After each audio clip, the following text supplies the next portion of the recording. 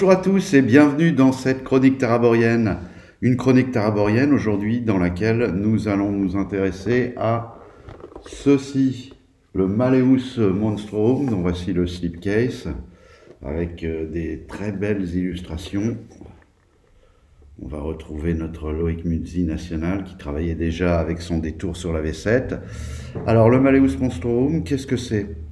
Eh bien c'est tout simplement ce qui va correspondre au bestiaire et à la fois au livre concernant les divinités, puisque vous savez tous que dans l'appel de Cthulhu, il y a d'une part les monstres et d'autre part les dieux, les grands anciens, les dieux extérieurs, etc. Alors une fois de plus, voilà, version anglaise de Chaosium,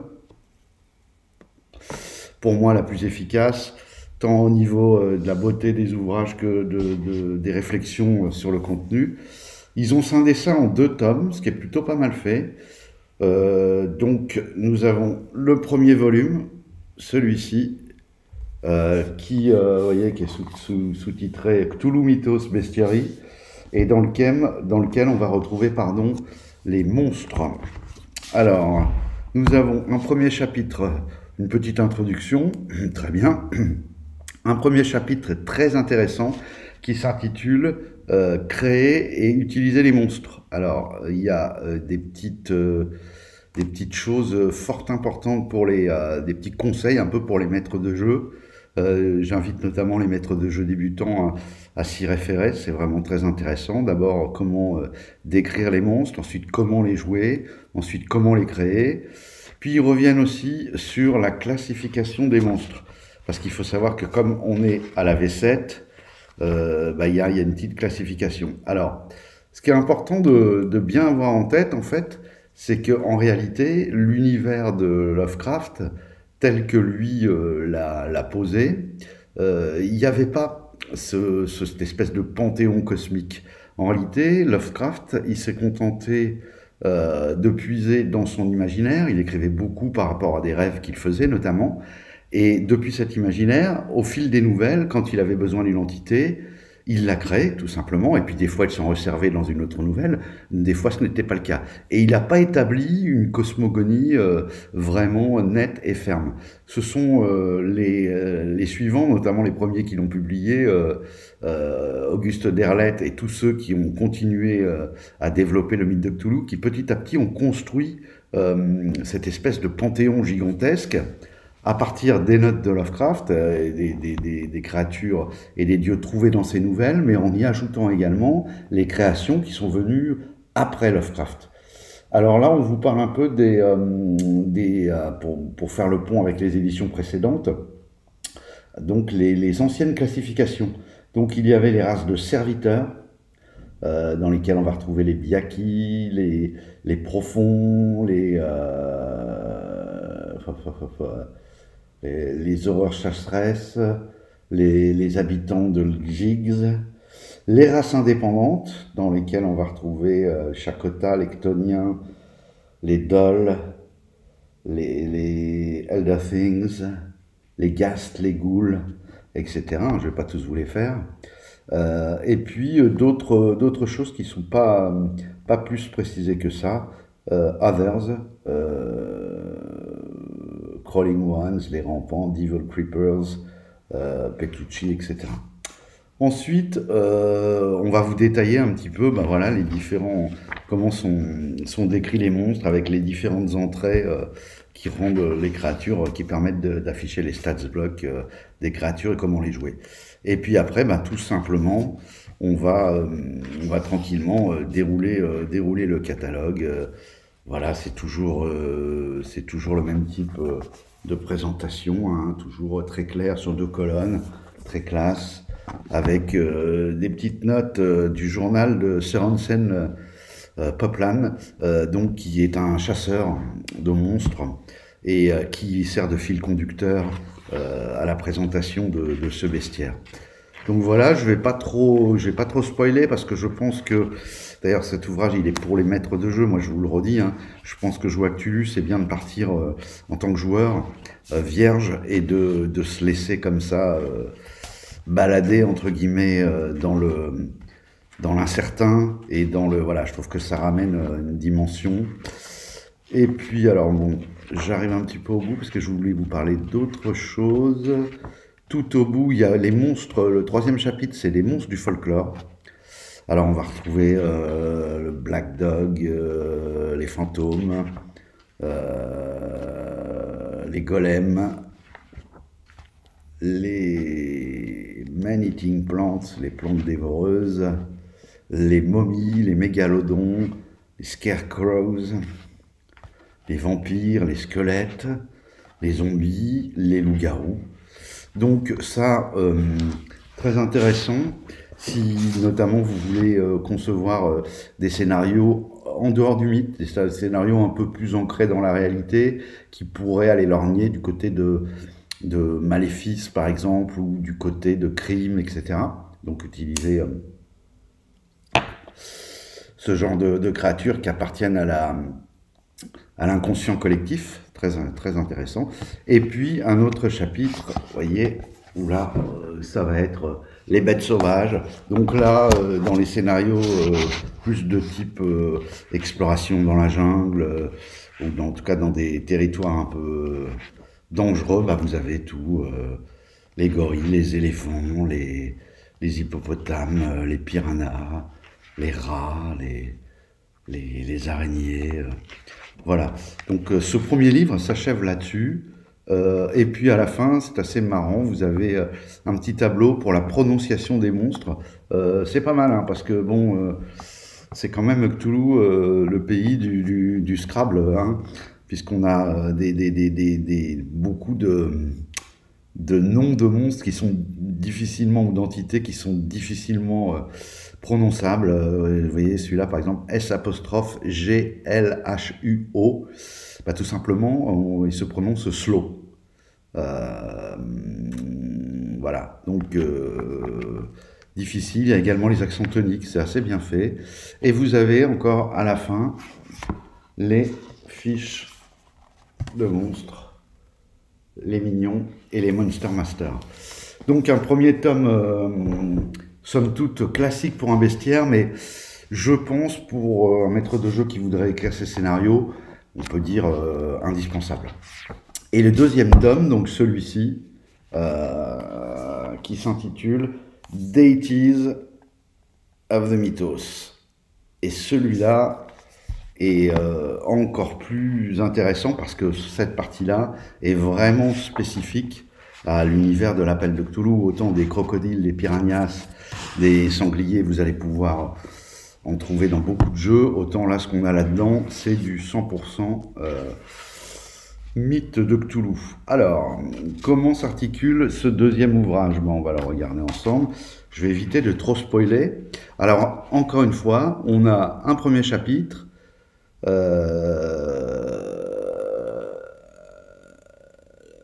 Unknowable about the gods of the mythos. La classification, la perception humaine du mythe, comment utiliser les dieux du mythe dans le jeu, comment designer des dieux du mythe, les entrées et après les déités, etc. Alors, si on regarde un petit peu, le premier chapitre là est intéressant. Notamment ce décalage sur lequel repose d'ailleurs pas mal à la dynamique de certains scénarios, c'est en fait comment le mythe est perçu par les hommes. C'est-à-dire que si le mythe était perçu tel qu'il était par les êtres humains, on n'aurait pas ces sous-couches d'intrigues et de mystères, etc. Alors avant ça, je vais revenir sur la classification. Alors, ils se sont un peu inspirés de ce qui avait été fait avant, mais ils ont un peu streamliné les choses. Donc on a les Great Old Ones, les grands anciens, les Lesser Old Gods, les dieux, voilà, les dieux anciens, mais de moindre importance, Outer Gods, les extérieurs, Avatar, les avatars, Elder Gods, les dieux les plus anciens. Et à chaque fois, vous avez une petite entrée qui vous explique un peu toutes ces choses-là. Alors, je prends mon temps parce que, comme je vous le disais, je veux pas vous spoiler trop les choses.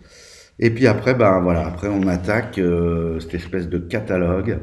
Alors ce qui est intéressant quand même, c'est que dans l'entrée du monstre, il est précisé donc sa classification, il est précisé d'autres noms, car évidemment, ça fait partie de ce que je vous disais avant, le petit chapitre sur la perception du mythe. Selon la situation géographique et culturelle, une divinité va être nommée par tel peuple et à telle époque d'une certaine façon, et puis la même divinité va prendre un autre nom chez un autre peuple, etc. Et là encore, c'est très malin dans la conception du jeu, parce que c'est aussi cela qui permet au maître de jeu assez facilement de faire planer une couche de mystère. Est-ce la même entité? Voilà, vous comprenez le truc, c'est très intéressant. Vous avez, lorsqu'il y a lieu, éventuellement les cultes qui sont en rapport avec ces monstres. Là encore, vous imaginez le bien fondé de disposer de ce genre d'informations lorsque vous décidez de créer un scénario. Et vous voyez aussi, c'est l'occasion de voir comment la gamme est quand même bien faite, parce que je ne sais pas si vous vous rappelez, j'ai fait une vidéo sur les cultes de Cthulhu, un ouvrage qui est sorti assez récemment. Ben, voyez, là vous avez un pendant. En fait, voilà, le corpus de règles de la gamme, il y a ce côté un peu puzzle, et en réalité c'est difficile de les prendre en défaut, tant c'est vraiment bien fait. Bon, c'est aussi certainement parce qu'on en est à la 7e édition, et puis parce qu'on part sur un corpus de documents solide avec Lovecraft et tous les autres qui ont suivi et qui ont continué à écrire sur le mythe. Donc en fait, il y a une espèce de logique derrière tout ça qui est très intéressante. Donc les cultes, je vous disais. Ensuite, un petit paragraphe sur les rencontres. Là encore, ça peut être intéressant parce que certaines entités sont tellement particulières que c'est pas toujours évident, notamment pour les gens qui débutent à l'appel, pour les gardiens des arcanes, dont c'est les premières parties, et qui veulent rédiger leur scénario. C'est pas toujours évident de comprendre l'implication, comment on va pouvoir utiliser ce monstre, et quand il apparaît, comment on le fait apparaître, quel type de rencontre, à quel type de rencontre ça va donner lieu. Éventuellement l'aura, que va dégager la bête. Voilà, et puis après vous avez bien sûr les stat blocks. Alors dans les stat blocks, hein, certaines entités sont définies par beaucoup moins de caractéristiques que les êtres humains. Je prends celui-là, force 350, constitution 500, size 400, dextérité 100, vous voyez un peu l'ordre de grandeur, ses points de vie, des bonus au dommage s'il en a, sa vitesse de déplacement, et puis des petites indications plus tactiques concernant le combat, le nombre d'attaques qu'il fait par round, et puis quand vous avez des particularités, c'est précisé, etc. Éventuellement des points d'armure, etc. Ce qui est un petit peu à part, mais qui est très important, c'est aussi la perte de santé mentale. Un des 4 minimum, un des 10 plus 2. Oula, celui-là, vous voyez, ça veut certainement dire la folie, si vous le croisez, enfin des bonnes chances de subir une folie passagère. Ses points de magie, s'il en a, son pouvoir, les sorts dont il dispose, voilà, qui sont repris et expliqués un peu par la suite, dans la suite de la description. Donc vous voyez, on a quelque chose quand même d'assez exhaustif. Voilà, les super illus. Regardez cette illu là. Cette illu bien cosmique, là on est bien dans le genre cosmique, hein, il n'y a pas de doute, pas de doute possible. Donc voilà, donc je ne vais pas m'étendre plus, là aussi vous allez reconnaître des petits gars que vous connaissez, ou dont vous avez entendu parler. C'est assez intéressant qu'ils aient repris d'ailleurs Loïc Muzzi, qui avait déjà travaillé pour son détour sur la V6, notamment le bestiaire, et qui, moi, je trouve, a vraiment une façon de s'approprier le bestiaire de Cthulhu qui avait été déjà salué à l'époque. Et il se trouve que quand sans détour, l'aventure sans détour s'est terminée, en fait, Muzzy s'est fait employer. Maintenant, il travaille pour Chaosium. Donc ça, c'est la bonne nouvelle quand même.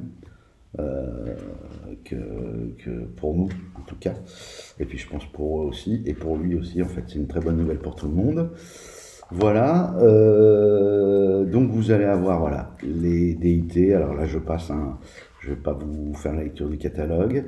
Vous avez des fois, par exemple, ici, Ghoul Manuscript, des choses que vous pourrez utiliser en indice, en handout pour les joueurs. Euh, les manifestations physiques pour certains monstres. Non, c'est très bien fait. Regardez encore une que je trouve franchement très intéressante. Même si, théoriquement, enfin, moi en tout cas, je trouve plus intéressant de ne pas montrer d'illustration des monstres. Encore une fois, c'est un jeu qui repose sur le mystère, etc. Donc moi, je trouve dommage de figer l'imagination des joueurs avec une représentation qui va avoir sur le moment beaucoup d'impact, mais en réalité, comme ça vient parler à l'œil, le côté intellect imaginaire, il est moins sollicité.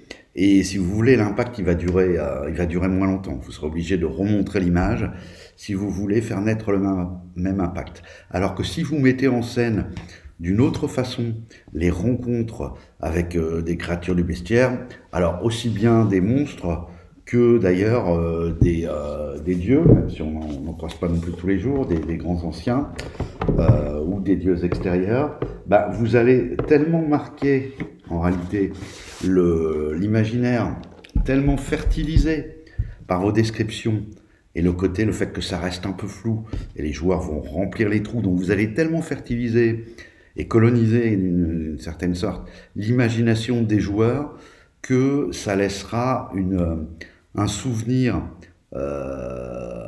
beaucoup plus qui va s'inscrire plus dans la durée et qui font que les joueurs vont même inconsciemment s'imprégner de tout ça et vont se construire quelque chose qui va leur parler. Et ils pourront repuiser dans cet imaginaire fertilisé. Et je pense que ça garantit des intensités, de l'intensité et quelque chose de bien mieux qu'une illu. Je vous rappelle que ce jeu est quand même un jeu horrifique. Il s'agit d'horreur cosmique.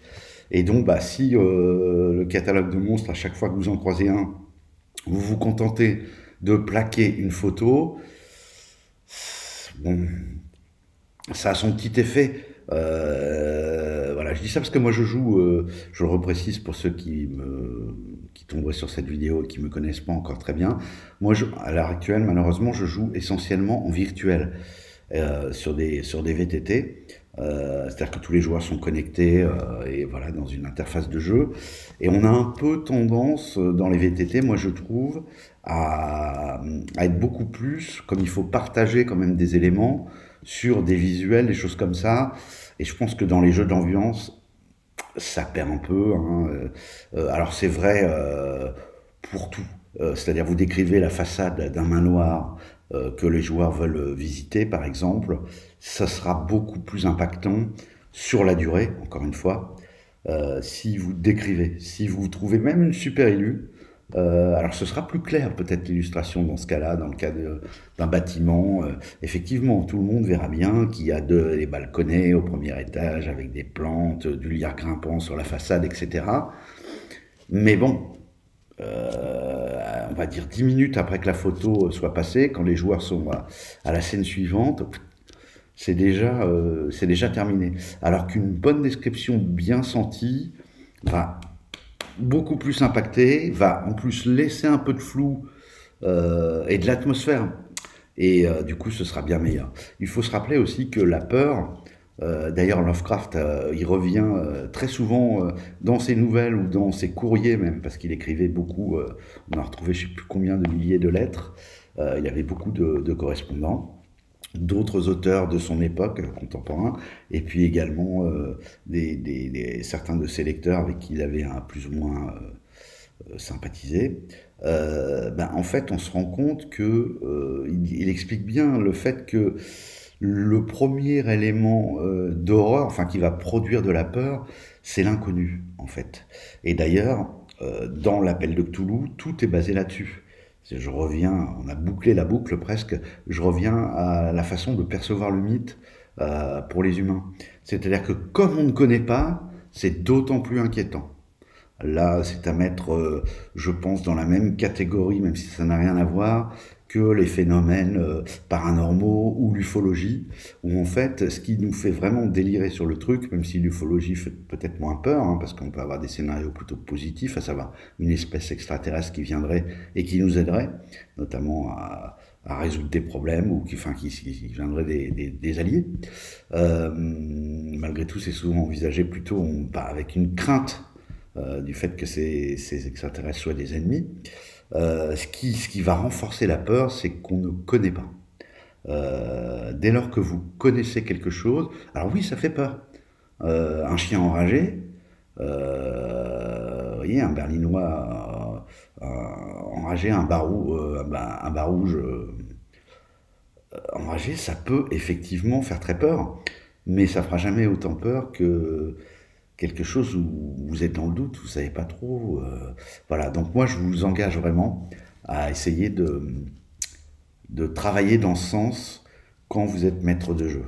Voilà, c'est pas toujours évident, il faut y penser un petit peu, peut-être d'ailleurs quand on est dans la phase de conception, rédaction de scénario. Tiens, là il va y avoir la possibilité d'intervention avec telle entité pour faire une sorte de petit pense-bête à comment on va essayer de rendre cette chose-là, de faire monter un peu le côté ambiance, suspense et incertitude auprès des joueurs. Voilà, donc je vous le rappelle, le Slipcase, Malleus Monstrorum, toujours chez Chaosium. Donc là, on est dans la version anglaise. Moi, c'est mon itération préférée du jeu.